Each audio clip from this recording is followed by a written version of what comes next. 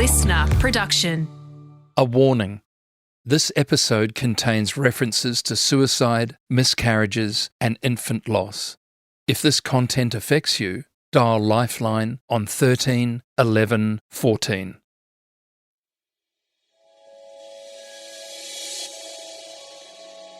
G'day, I'm former police officer Brent Sanders. And for the past 25 years, I've dedicated myself to sharing what I've learnt on the force to the Australian public so they can better protect themselves from falling victim to crime.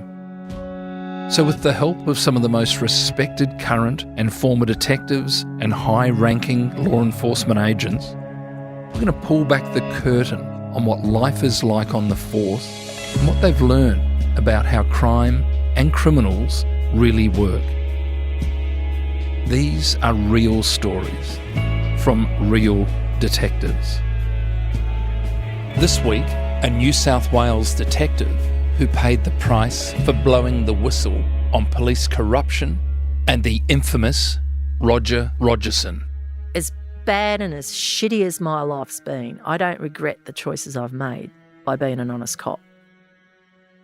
Deborah Locke is a 12-year veteran of the New South Wales Police. As her career progressed, she learnt that for some police, being a good cop and being a good criminal were strangely very similar things. That was the line in the sand for me with these guys. We'll learn just how Deb blew the whistle on Rogerson and understand the life-threatening consequences she faced for doing so. I didn't even know what a whistleblower was. I didn't even know the word. But first, we're heading back to her family's reaction when she joined the force. One of the most scariest persons I ever met in my life was Roger Rogerson. However, it was like kindergarten after being brought up by my mother. Irene was the most scariest person I've ever met. So my family, my grandfather used to ride a Harley. He was at Gallipoli in World War I. He had some fingers shot off. I remember him. And I had uncles that used to do the Wall of Death and ride bikes, and other members of the family that wore colours. And so I came from a bikie family. I remember I used to get thrown in the old HR ute. My mother would turn up at Hell's Angel meets and she'd have me in front of her. It was like, you're going to go through the kid first to get to me. And I saw a lot of violence. I grew up with a lot of domestic violence, and the Finks came down from Queensland, had big gang wars with the Hells Angels when I was young. And so I was rebelling. I was rebelling against my family. And, you know, I remember my mother beating her chest going, what are people going to do? What are they going to say? You know, she didn't think it was a really good idea. And it's a similar story with Kim Hollingsworth, who joined the police too and was, you know, in my story that was used with Underbelly 3 with the Golden Mile. And she came from a police family. And her uncles, her father, she was brought up in a very, you know, middle-class police environment. And she rebelled and ended up in the Cross as a prostitute, and so did her two sisters. In the show, they showed one sister. There was two sisters that ended up there. And, you know, Kim and I, we came from totally different backgrounds, and yet we both ended up in King's Cross in the 80s. So, Deb, you go into the job, you'd have been 19. I think you were one of the last intakes at Redfern before the police academy went down to Goulburn. That time, Deb, handful of women going through. In fact, up until that point when you joined the job, the only work that female police officers could undertake were working on sexual assault cases and I think some education programs in the schools. Yeah, a bit of school lecturing. And the girls were token gestures. They wore dresses, had handbags. The handbag one's one that makes me laugh. That's a classic, isn't it? The handbag. They were just there to do the girly stuff. Yeah. And they weren't taken seriously. And it was Christine Nixon and a couple of, she had uncles and that were high up in the police, and she'd made a bit of noise, and they'd let them answer the phones at King's Cross. And they found out that the girls could do it. Surprise, surprise. And then they found out that when they let the girls on the street, and at that stage, from 82 to 84, they were letting them out at North Sydney and King's Cross, they found that the women were better in a violent situation to sort of calm down the environment. You know, they were quite good at the jobs. And girls started wearing culottes. They started wearing police pants. They were actually doing police work, because before 82, once you got engaged, you had to leave. You had to resign from your job. And I don't know what that was all about. Magically, you got engaged. You might be going to get married or have children or have sex with a man or what was going on, but once you got engaged, you were out. Your career was over. So the only older women that were in the police were spinsters. The idea that you could lose your job for getting engaged or you could lose your job for falling pregnant is, see, we have all these protections now. We have all anti-discrimination legislation, protected attributes, and we have it because of what used to happen in workplaces around Australia before it. Now, nothing's perfect. Nothing will ever be perfect. But goodness me, it's almost hard to believe, isn't it, sitting here, that in your time in the job, those were the conditions. Well, when I fell pregnant, I wasn't married. And what was dished out to me was horrendous. How I was treated, was incredible. Deb, you have paid an incredibly high price during your time in the job and your commitment to pushing back against corruption. We'll revisit some of those times in the fraud squad. If I could, you would have graduated around 84, 85. Not long after that, you were posted to the King's Cross around 1986. A notorious, somewhat less than salubrious reputation looking back. You're a young female police officer in the King's Cross. Can you just give us an insight to the environment, to what it was like arriving there at that time? Well, I got sent there as a woodchuck. It was like a undercover drug squad sort of setup. And what had happened was I'd had a very dangerous situation. Maybe I can just explain how I got there. There was a very dangerous situation. I was doing prison van duty from Long Bay Jail, and I'd known quite a few people that had been in prison. They always treated everyone as human beings. I was always very smiley, and I didn't treat them like a blue uniform normally would. And we'd gone to Long Bay Jail and picked up the guys to go to court. And in the prison van, like I'd be sitting in the front to go to Long Bay Jail, but on the way to the court, I'd sit in this little bit at the back, which was worse than when the prisoners were. You couldn't breathe. It was just a little tiny compartment where I sat sideways with my gun, and then I'd help get the prisoners out at each court where they had to appear for court.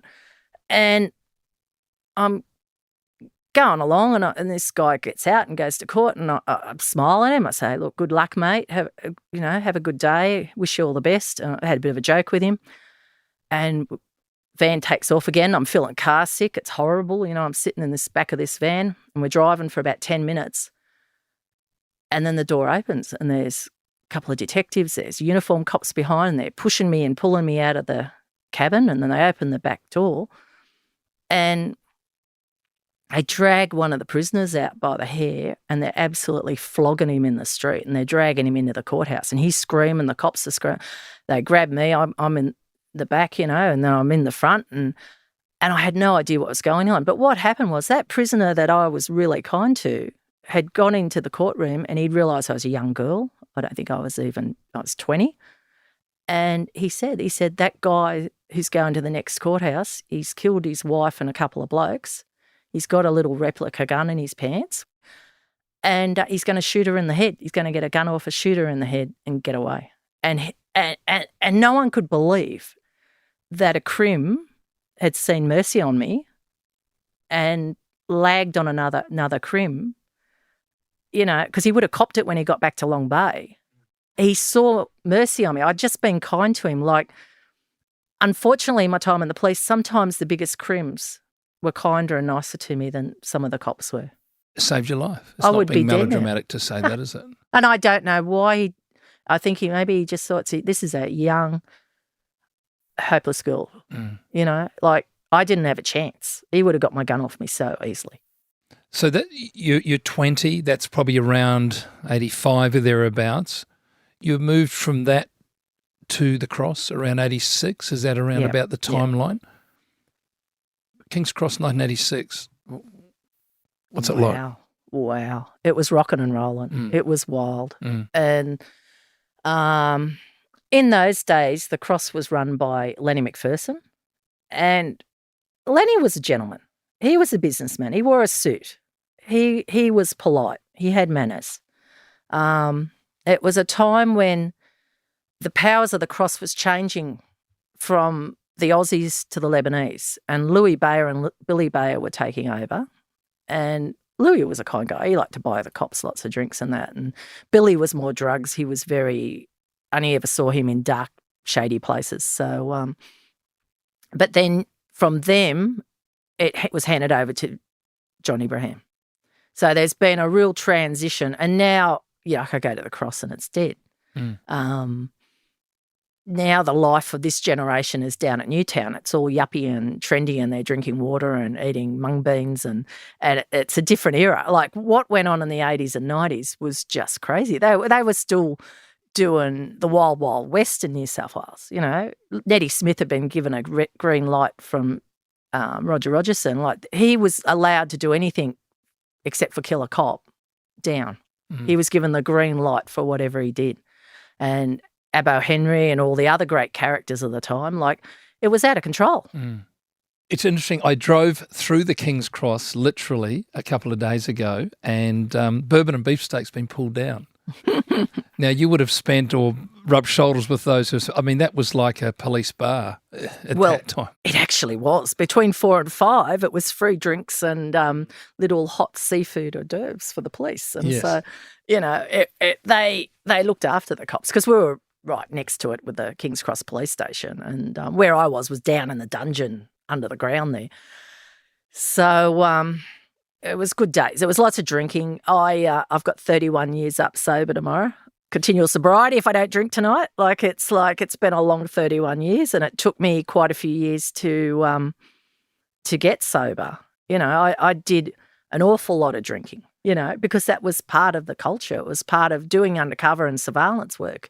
The gaming squad, they used to give us $10 cash. We'd line up for it from the old sergeants, and we'd get $10 every Saturday and Wednesday to go drink in 3 pubs to look for SP bookies. Like part of my job was to drink alcohol, but in those days there was no OH&S, there was no welfare where they were, warned you that how we were living and the stress of it all and for so long would take its toll on us. And Deb, would it be fair to say as a young new constable in the cross and female, you're working pretty hard also to try and be accepted by the older male police and things like that, because that can't have been an easy road.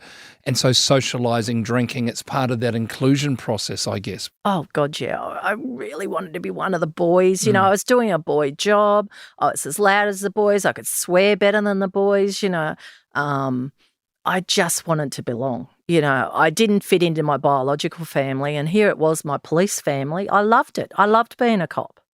It was fun. We used to laugh a lot. Every shift you wouldn't know what you were going to come across or what you were going to do, and they were my family. There's a story that you tell where you come to the front desk and there's a woman there, I think with a broken arm, a woman by the name of Sally Ann Huckstep. Can you just explain that exchange for us and what happened shortly afterwards?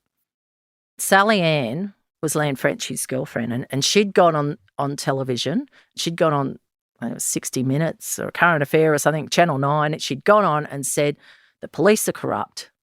I'm a whistleblower. The police are corrupt. Roger Rogerson shot my boyfriend. He didn't have a gun on him when he left, and it was just an out-and-out cold-blooded killing. This sergeant at King's Cross told me that Roger had ripped the phone cords from along the wall and wrapped them around Sally Ann's neck, and she was going black in the face. And someone stopped him, like the boys in the office said, you can't kill her here. Anyway, it's a bourbon and beef night, 4 to 5. All the boys are out getting drinks, and I've been delegated as the girlie to answer the phones for that hour. And it was just my luck that day. And I got a phone call from upstairs from the station front saying there was a girl at the front of the police station that wanted to talk to a detective. So I went up, I went out, and it was Sally Ann. And I knew Sally Ann. You could tell Sally Ann because she had the big gap between her teeth. and she was a pretty girl and big drug addict and prostitute. And she's going, I don't want to talk to you. You're a woodchuck. Now, what does that, just explain what a woodchuck is for those listening? Well, it was a derogatory term for us young coppers that were there on secondment to work at the Cross. But she knew, she was sewing with the cops, that she knew what we were called. And she's going, Roger hurt my arm. She had a sore arm. And she's going, she was very distressed, and it was just, she ended up walking away from me.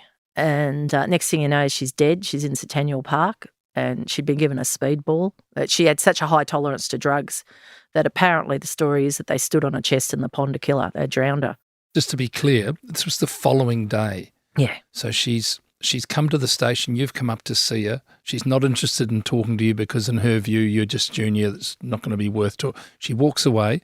Within 24 hours, she's found dead in a pond at Centennial Park. A homicide that later was proven to be committed by whom? Well, I don't think anyone's got a Guernsey for that yet, but it was Roger, sort of like was the main force behind everything that was going on. The puppeteer, if you will. The puppeteer. Like, you had the players at the time, and you got Nettie Smith. Nettie Smith, I think, was nominated as one of the main characters involved in it and that. But you got Mr. Renikill in that with the shooting of Michael Drury, and he ended up dead and disappearing, like, after that. Like, it was a time where people just seemed to disappear and die around Roger. It was just a crazy time. Like, it was just, he was out of control. From the Cross, you moved around about that time, 86, a little later perhaps, into Gaming Squad. Can you just explain again to those listening, what is the Gaming Squad? What is the role? What's that all about? It was a funny place. It was a time when we didn't have casinos run by the government at the time. And there was a rule, if there was more than 8 old Greek men playing at a table in a room, well, then it was a criminal offence, and there'd be raids and they'd get them. And oh, my God, the Gaming Squad. When the Woodrow Commission came, there was all these whole squads that were just shut down, and the Gaming Squad was one of them. There was a sorting squad, and there was a surveillance squad, and there was all different squads that they shut down, but certainly the Gaming Squad. And that was about 60 men. And I went into that squad, and I was the only woman there. I knew that a woman had left earlier that had copped a hard time. And you got these drunken men, and there was different sections, and you'd have a sergeant in front of a section, and that section would be in charge of the Asian gaming. And then you'd have the ones that liaised on and worked on doing the Greeks, and then you'd have ones that worked on doing the Lebanese. And it was a place where there wasn't many arrests. It was a place where there was a lot of drinking, and we were given, I think I said it earlier, we'd get drinking money tax-free. And the fact that it was so dangerous working in a squad with all those men and the alcohol and that for my own safety, I was moved into the surveillance squad. And there was one woman in the surveillance squad. And, and that was a smaller group of 5.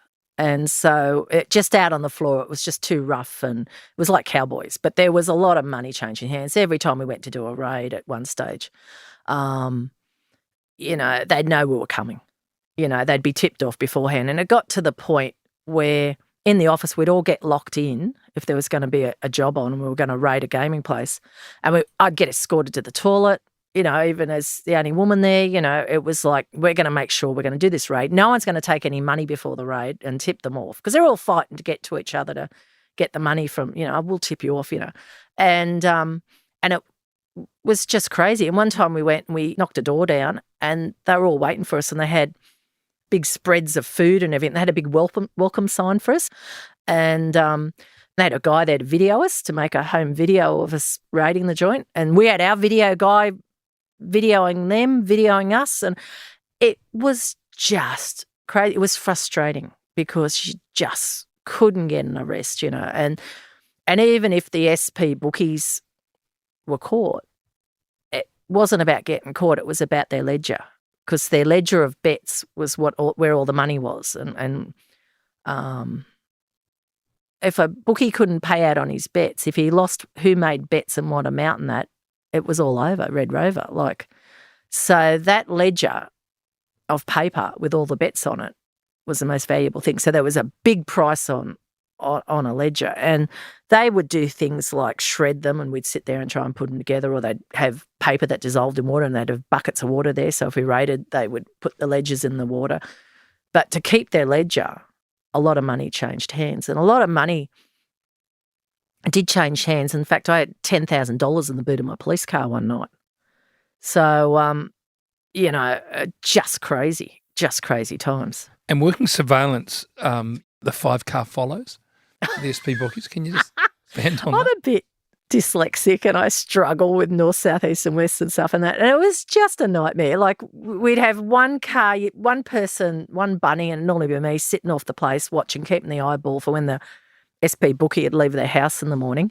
And then we'd follow and we'd keep overtaking each other. So every time he looked behind him, because he'd be doing anti-surveillance, hoping the cops weren't watching him, we'd change the cars. And so we'd overtake and leapfrog and work through the group. And for me, I'd have to not lose sight of someone or I'd be out of the circus, because they'd be on the police radios. We'd on back channels, and we had undercover cars that had radios in their glove box and hidden aerials. And it was all, very, very sophisticated for the time. Even at times, sometimes we'd use a helicopter. We'd have the police helicopter up in the sky following a bookie that was leaving his house. And, it was a hard game. You might follow them so far to a place and then you'd have to back off because it's getting too red hot. And then the next week you'd pick him up there and follow him. And so it was interesting work, but there was so much corruption there that it was very hard to actually do your job. Mm-hmm.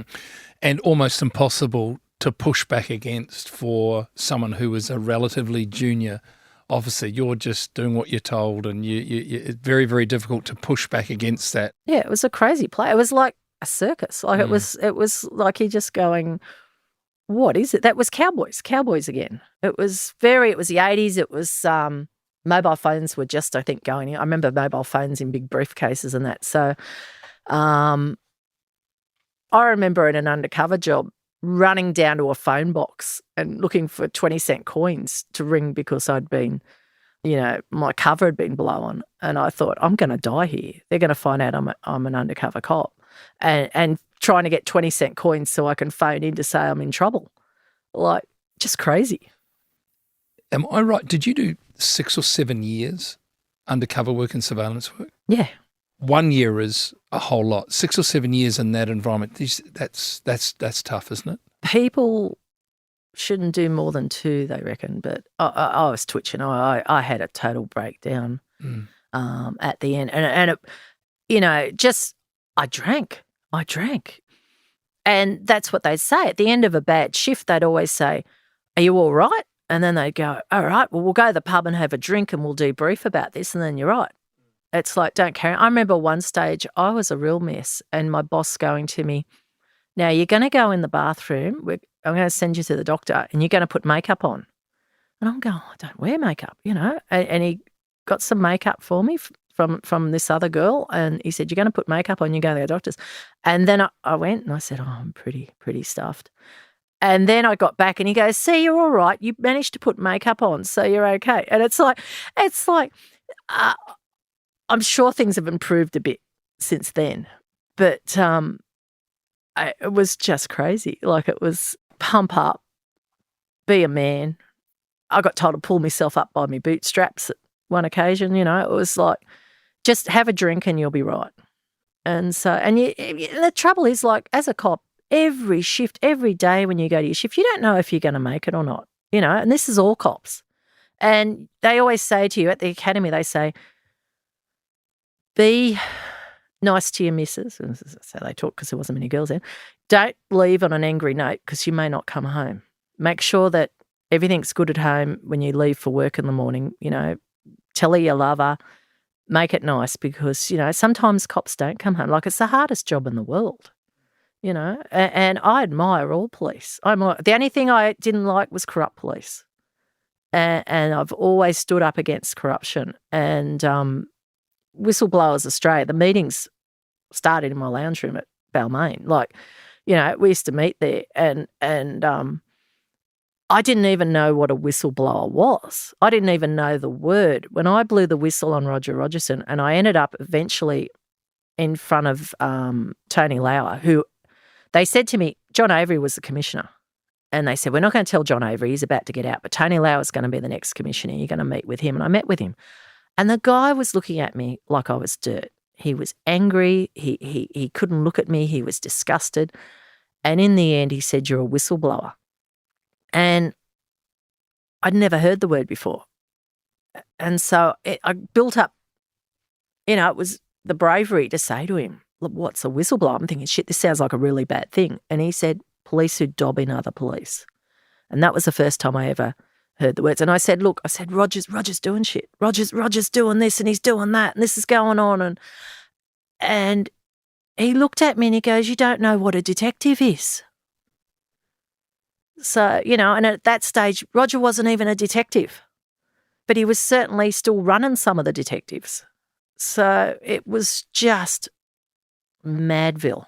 And just for clarity there, this gentleman that you're talking about, the commissioner, Tony Lauer, I mean, I guess this is just endemic of how high up this stuff was coming down. When even the New South Wales Police Commissioner at the time was dismissive of you because you had the audacity to call out corrupt police. Yeah. He resigned at the start of the Wood Commission after, amongst other things, claiming that there was no corruption at all in the King's Cross Police detectives and things. So interesting character. Oh, very interesting. Went off to be head of a church for Australia. So, but he did say at the time of the Wood Royal Commission that sometimes he did cross against the lights. When it was a red light, sometimes he did do the wrong thing. Well, he certainly did the bloody wrong thing to me that day when I went to him for help. Now, just talking about when you went to him, if we can do a half step back, you left the gaming squad and you went to work with Parramatta detectives. Yes. And I think it was at that time Rogerson had been removed from New South Wales Police, but strangely, he's back in a sort of a private company consultancy type role, still with some bizarre involvement with the New South Wales Police. Yeah, well, I had to leave the game. It's for my own physical safety, and that's why I went to Parramatta Detectives. And I ended up from the frying pan into the fire. My first shift at Parramatta, my new partner said, we're going to go do a break and enter.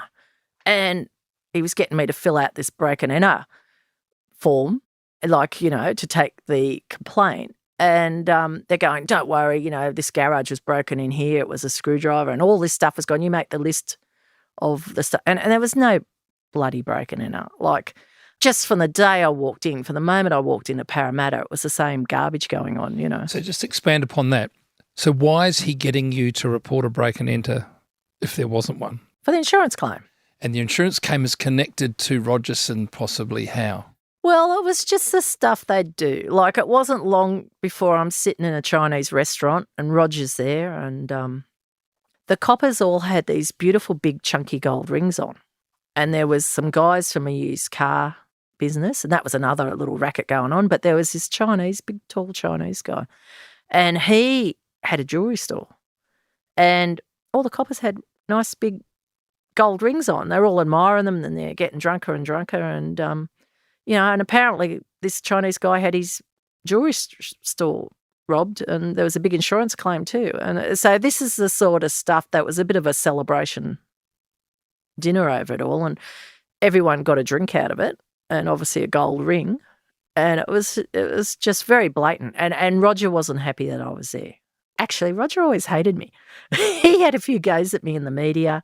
He had a real problem with me, Roger. And that day he was he wasn't holding back on me. He made it quite clear he wasn't happy that I was there that day. An incident or a situation around this time, Deb, you're in a pub at Parramatta. Lenny McPherson's there, labelled as the King of the Cross. And I think somebody hands to you a gun licence with McPherson's wife's name on it. Just explain that, the process there, what was going on and what they were trying to do with all that. Oh, I got called down. I got a phone call. I was in the office and I walked down the Park Royal and that's a bit flash. That was a bit flasher than where the boys normally went and probably because Lenny was there and Lenny's just sitting there glaring at me at a table and I'm taken out the back and I'm given this gun license. And in those days, like, it was like a paper, just a piece of paper that had been filled out and badly filled out, drunken handwriting, and I it was probably filled out over the lunch, and he's going, just go and pay it, just go and pay it at the counter, go to Gladesville Police Station, and I'm going, are you mental? Like, do you think I'm going to do that? You know, and I've got it in my hand, and then he's pulling out a wad of money. He's going, come on, I'll give you some money. He kept going up and up and up. And I'm just going and I'm pushing it back at him. But what happened was when I left, and that was a moment where I had a lot of strength to do that. Like it was, you know, I was intimidated a lot by these big men. Like they used to be all over 6'2" when they joined the club. These are all great big ex-footballers and that. And I just knew, it's like, here we go again. They're trying to get something on me, get me to do something corrupt so that I'm part of the thing. And what happened was that night I'm in bed shaking because I've suddenly realised my fingerprints are on that licence. My fingerprints are on that licence. And I'm just going, they got me. Even though I didn't take any money, they got me. And around that time, there was another time I was sitting in a bar with a very senior cop and we were both drinking. And he said to me, he looked at me and he said, what's the worst thing you ever done? What's the worst thing you ever done? And I said, oh, no, I've done some pretty bad things, I suppose. I don't know, you know. And I'm going, you know, told him some funny stories, you know. And then I said, what have you done? What's the worst thing you've ever done? And he said, I've taken money off a pedophile. And my blood went cold. And I just shook my head and I said, but you've got kids. And he said, yeah, but I know who they all are. My kids are safe.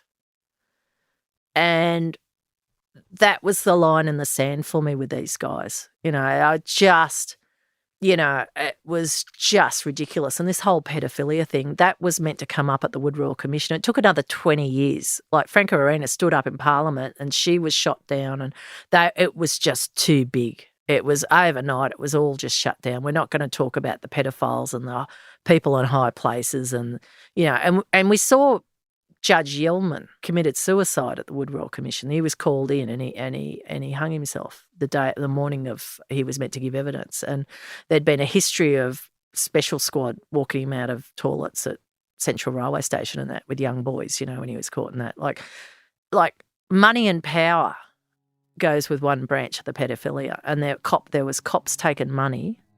You know, it was all the Dolly Dunn stuff and but that was the tip of the iceberg. What they touched on pedophilia, that was just too big. There was too many people involved, and you know, it was just awful.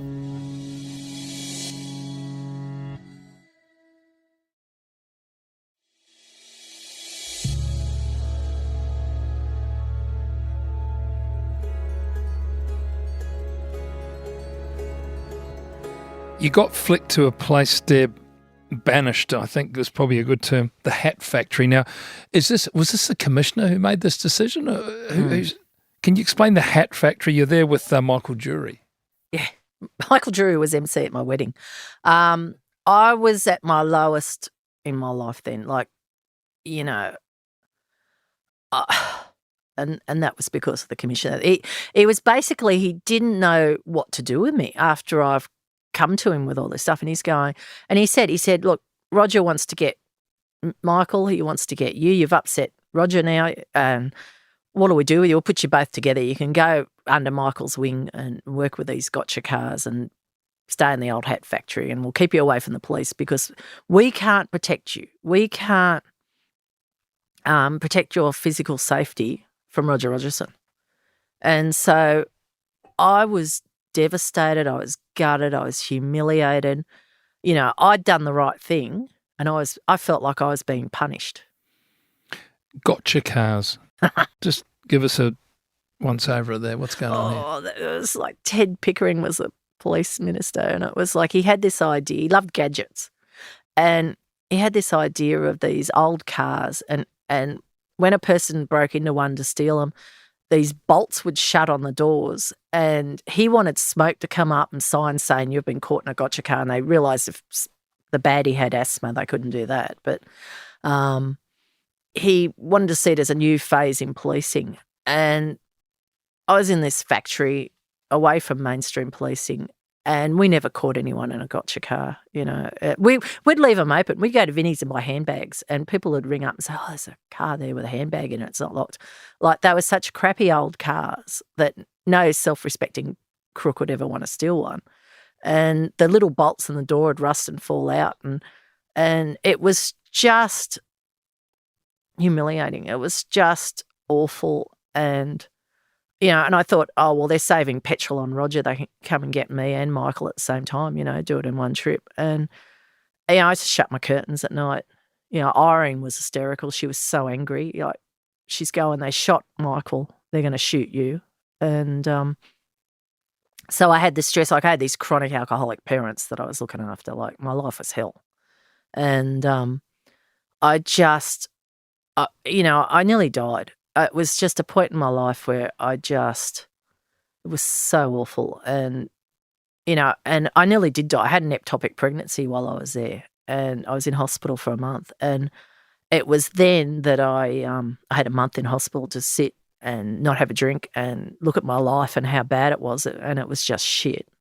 And I just thought, I can't go back and just keep hiding, And so against everyone's advice, I went to the fraud squad. I went, Michael, I'm leaving. I'm going. I'm a mess. I need to clean my act up. I'll go to the fraud squad. You wear suits. I thought, I can't get in trouble at the fraud. They're the most boring people in the world. They're just doing bank stuff, So this is stepping away from the work that you'd been doing, which was primarily undercover work, surveillance work, that type of thing. Stepping away from that, away from the heavy drinking and stuff on, and all that type of thing, to go to, like what you say, the fraud squad, which is a bit more white collar.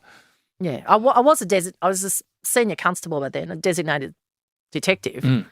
And I thought, I'm going to go do detective work. I'd been a bit of a disaster at Parramatta, but I thought, how can I get in trouble at the fraud squad? Like, the gaming squad was bad. Parramatta was a disaster.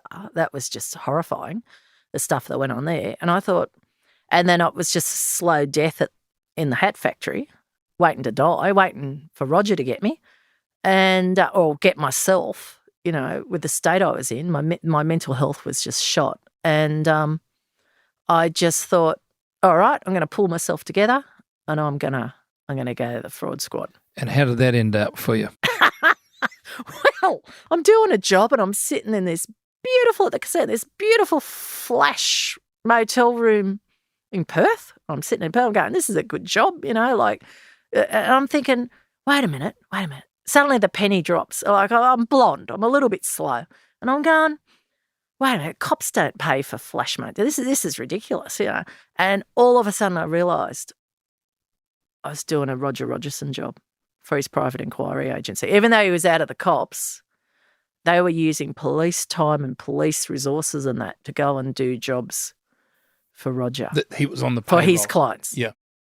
For his business. We were working for his business. So he's got his fingerprints are over senior people in the fraud squad as well at that time. Oh, well, you could say that. Yeah. So I was sitting in Perth going, bloody Roger. Like, it was like, it's a joke. Like, I was very happy when he died. And when him and Glenn, and I knew Glenn, and I accidentally regret supporting Glenn. Glenn wrote 2 books, and there was a media article where he's got his arm around me up the cross and I'm supporting him as an honest cop and, Glenn McNamara. And little did I know that years later, Glenn and Roger would, be involved in the killing of Jamie Gow. And but when they went to trial for that murder, I was there most days waving at him. I was giving him a little wave going, hi, Glenn, hi, Roger. Like, Roger told me that I was an effing idiot, that I never took money. And it's like, I'm free. I could jump out of that courtroom and I could go buy a sandwich. They were going back down to the cells at the end of the day. Like as bad and as shitty as my life's been, I don't regret the choices I've made by being an honest cop. Like, they made choices and they, and the opinion was that I was an idiot. But who's laughing now? They both got a life sentence. Like, Roger didn't expect to die in jail. That was the last thing he ever. The guy was a psychopath. He was a narcissist. He was highly intelligent and a great bloke to have drinks with. But I'm sure he was very shocked at how his circus ended. Mm. Fraud Squad, you fell pregnant. I did. Went down well. They were so impressed. They were like, they're going, well, you got to resign now. You got to go. And I'm going, no, I don't. And they're going, yeah, it's over. You're going. They've got you. They got me. And my life was hell. And then when I fell pregnant again, I got 12 months maternity leave. And I was told, come back early, we're short of staff, come back, don't take your 12 months off, come back when you... And I went back after about 4 or 5 months. And the day I walked in the office, I was taken into the kitchen, I was sat on this stool, and I was screamed at. I was absolutely berated and screamed at. And I sat there and I had my head down, and the only thing I could think of was, I'm pregnant again. I'm not going to be here for long. And unfortunately, it was only a matter of weeks after that treatment that I had a miscarriage. And they said to me, you don't think you had that miscarriage because of the way we've been treating you? And my doctor, my gynecologist, did tests on the baby girl, and he said there was nothing wrong with that child. And he believed that stress was a serious and major contributing factor to me losing my baby daughter. And I was just absolutely tortured for being a woman. And, you know, and I know this is not the story of every woman at that time, but unfortunately I was in places as a detective, as plain clothes, and going into environments like those guys.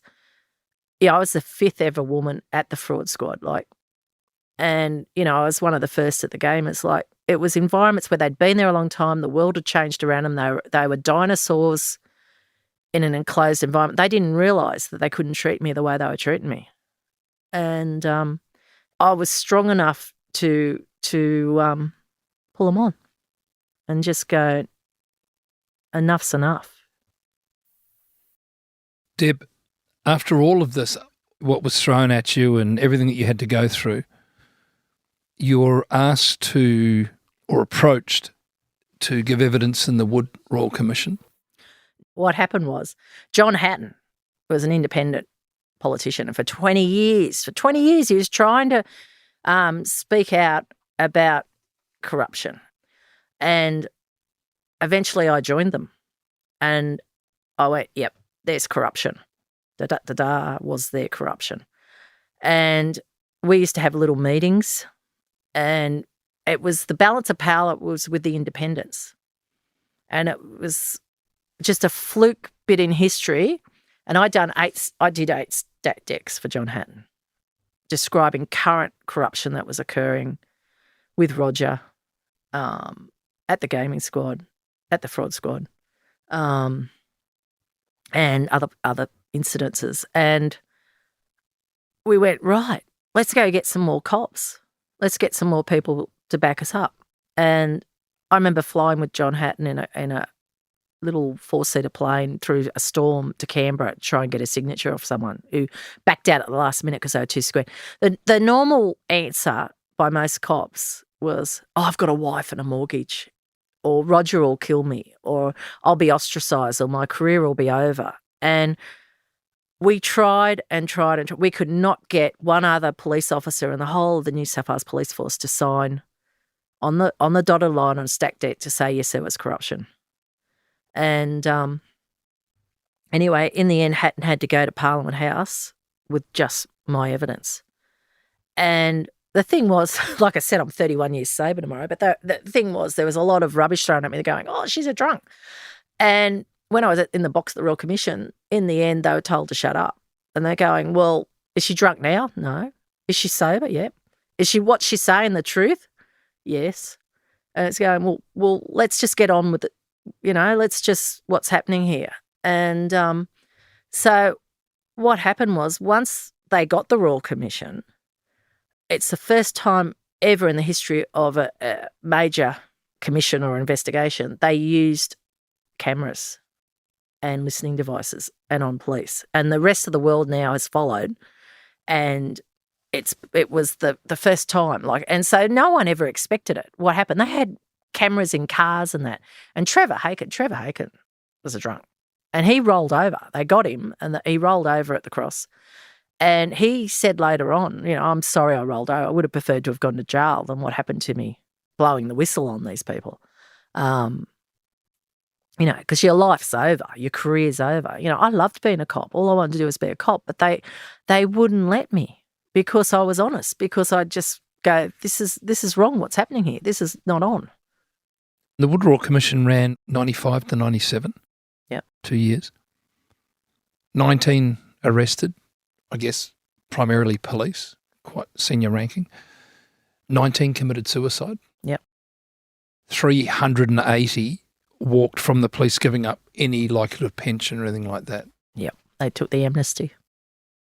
And just to be clear, you're the only New South Wales police officer who gave or provided stat dec or gave evidence, or you and a couple of others in that commission? I was the only one that gave evidence to get the Royal Commission. No cop would stand up with Hatton at Parliament House and say there was corruption. Right. And even Tony Lau, the commissioner at the time, was saying, there's one or two bad apples. And I think he thought I was a bad apple because I'd spoken out. But no one would admit it. And until the photos and the cameras came out of Chucky Fowler and that taking money off Trevor Haken and all the slipping on milkshakes and all the money changing hands, until then, and it had never been done before. It had never been done ever. So the world changed with technology. The world changed too because of mobile phones. Like with a mobile phone, anyone can video or tape someone. And there's more cameras everywhere. And even you can see when Roger Rogerson was arrested for the murder, they had like a video when they hooked up all the cameras along the streets from shops and traffic lights and everything. The cameras outside the storage room where they killed the young Asian boy. It was like a movie. Like the world, there's cameras everywhere now. So how the boys were behaving before, back in the days where the police could get up in court and say, oh, yes, he admitted to me he did that crime. And that was a verbal. Like the police word would stand in court and people would be convicted on the police evidence that they said at the time. It wouldn't be a signed statement. They said, oh, yeah, you're too good for me, Sergeant Bloggs, I did it. There was a little bit of verbaling going on. So with mobile phones, it's a whole new world, It's all changed. Deb, you had a husband in the police at the time, stayed in the job for a year or two longer after you had left. Is it melodramatic to say that through this period that you felt genuine fear for your life and the life of perhaps even your husband? Did we? What? And he was put in hiding in the undercover drug squad under the wing of Michael Drury again. Michael Drury came to the rescue again, and for his personal safety, they just couldn't protect us. They couldn't protect us from corrupt police. And so he was taken out of mainstream policing and, and he actually ended up going a bit nutty and he punched a window and cut his arm and he lost the power in 2 fingers and he couldn't shoot his police gun anymore. And that's why he had to leave, because of the pressure he was under and how he was still being treated because he was my husband. He got his police pension because of how he was treated, because he was married to Deborah Locke, because he was married to a police whistleblower. Like, how ridiculous. And I said to him, I begged him, I said, sort Roger out. Like, all I want to do is come to work. Just give me a safe working environment. And they're going, we put out the spot fires. It's easier for you to go than take on the corruption. So they ended up with the Woodrow Commission. Like, it's like it was out of control. If they're killing people, if they're taking money off pedophiles, if they're taking money, and this is a small portion of the police force. And please let me state here, most police are heroes. Most of them are strong. They put their life on the line every day. I love cops. I was a cop. I loved being a cop. I love police. But I don't like corrupt bastards. Deb, I just want to thank you so very much for taking the time to come in and have a chat with us. I was so looking forward and excited to having this time with you and having this chat with you, but I didn't realise how amazing this discussion was going to be. Thank you for your service. I mean, 12 years of what you had to go through, but also the work that you have done since then and your absolute determination to keep getting back up off the canvas. I just want to thank you so very much for who you are and everything that you've done. Thank you so much. I appreciate that because I haven't had many thank yous. So thank you. Crime Insiders Detectives is a LiSTNR original production. It's hosted by me, Brent Sanders, produced by Ed Gooden, and sound designed and imaged by Link Kelly.